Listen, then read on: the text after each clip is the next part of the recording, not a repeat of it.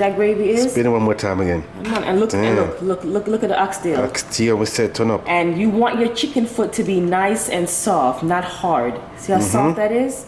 That's a perfect stew peas. We will see you on the mukbang. Bye.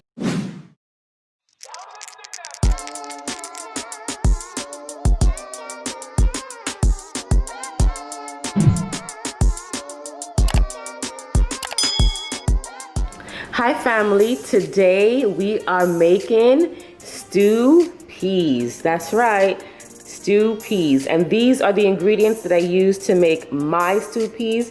If this is not how you make it, that's fine, but this is how I make it. So what I have here is 2 pounds of oxtail, and you want to get small pieces because this is stew peas. You don't want big giant, you know, oxtail. We don't like big oxtail anyway, but I'm just letting you know, get small pieces. And then this is called salt beef, and what it is that it's beef that has been submerged in salt, so it's very salty. So I use this in replace of pig's tail. Traditionally, stew peas is made with pig's tail, but you guys know my husband does not eat pork, so I got salt beef to give it that salty flavor. You're going to need some chicken foot. If you eat chicken foot, you can add it in there. If you don't, it's fine. You can keep it out. It's gonna still taste delicious with or without the chicken foot. But my family loves chicken foot. I'm not giving you the middle finger, that's just the chicken foot. And make sure you guys cut these off. Like I showed you in the last video, when I made the curry chicken foot, you have to cut off the claws, or you know, you have to cut that off. Okay, and then in this pot or in this bowl, I have some smoked turkey neck. Now the reason why I use the smoked turkey neck is to give it a little smoky flavor. Again, you don't have to use it. And then in this pot, I have my red kidney beans that have been boiling up. And you want to soak your beans just like how my husband showed you how to soak the beans the night before for rice and peas. You want to soak them. It makes the cooking process much easier. And you're going to make the peas then boil. Now what I like to do is while the peas is boiling, I like to put some Scotch bonnet pepper in there, and I like to put some thyme, and I like to put some scallion, only to give, you know, the broth flavor. Because the water that you're going to, the water that's in there is what you're going to use to cook the oxtail, the chicken foot, the salt beef, and a little bit of the smoked turkey neck. So you want it to be as flavorful as possible. And we love our stuff to be spicy. So that's why you will see 3 Scotch bonnet pepper. I might put 2 more. It just depends on how it tastes. Okay, so what you're going to do with the salt beef is you're going to take the salt beef, and you can cut it in half if you want to, or you can leave it whole, and you're going to put it in a pot, and you want this to boil for at least maybe 20 minutes to get some of the saltiness out. But you don't want it to boil too much, because then, you know, you will lose the saltness of the salt beef. Okay, so I'll show you what I do next. I have my Scotch bonnet pepper in there. Let me zoom in so you can see. See, you see it there in the corner? I cut them in half. I have my thyme and I have my scallion in there. And you want to turn this down, now that it's boiling a lot, you do want to turn this down like maybe to number 6 so that it can take its time and cook. And like I said before, there's the pot with the salt beef in there, and you want this to come to a boil and let it boil for about 20 minutes. And then once it boils, I'll show you what to do next, okay? Family, and remember what I told you guys before, you're going to want to cut the toes off, and you can simply do that by taking a kitchen scissors and just cutting the chicken foot toes off. You definitely want to do this for every single one, okay? And then you're going to wash them in some vinegar.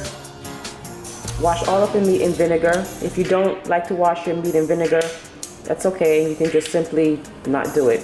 But this is what we do. Sometimes you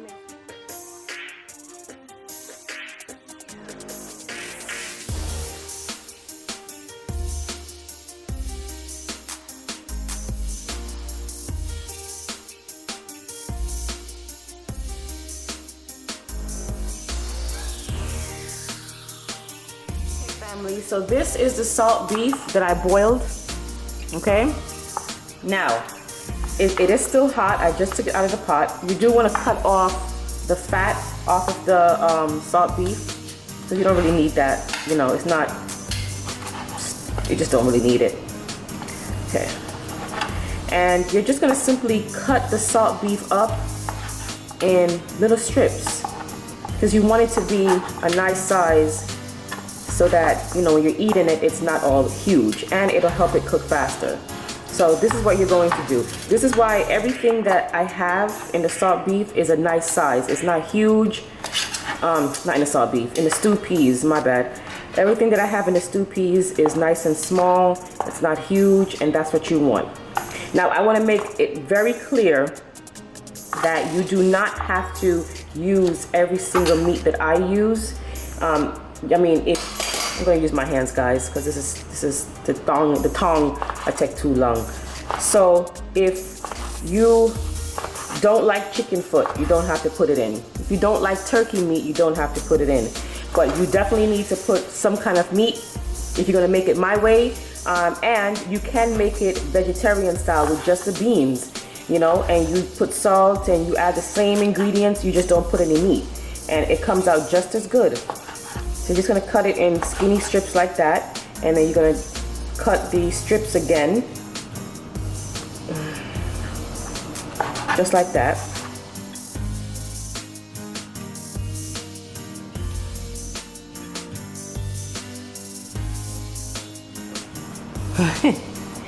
And like I said, you're going to start to add all of your ingredients to the pot.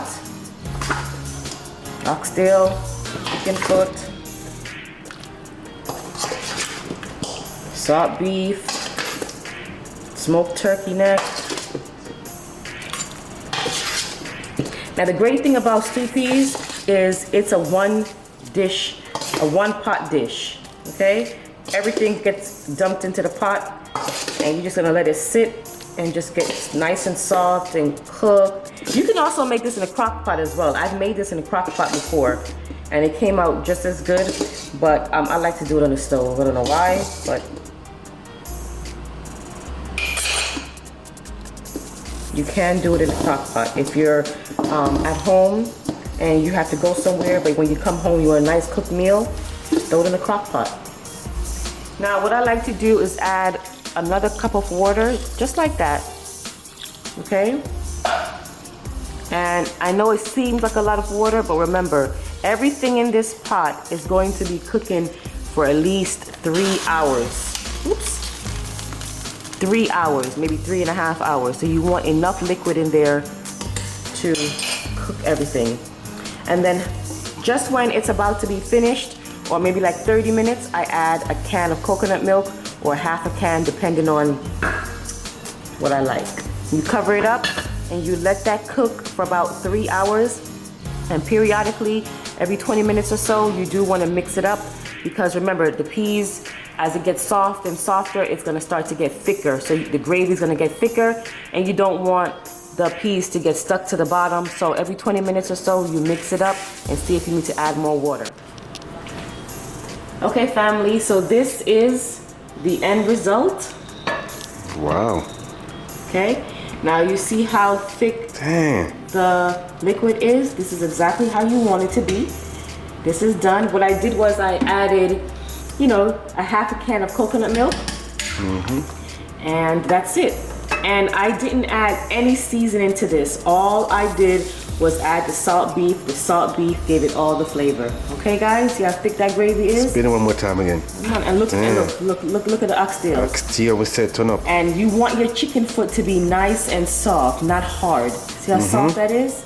That's a perfect stew peas. We will see you on the mukbang. Bye.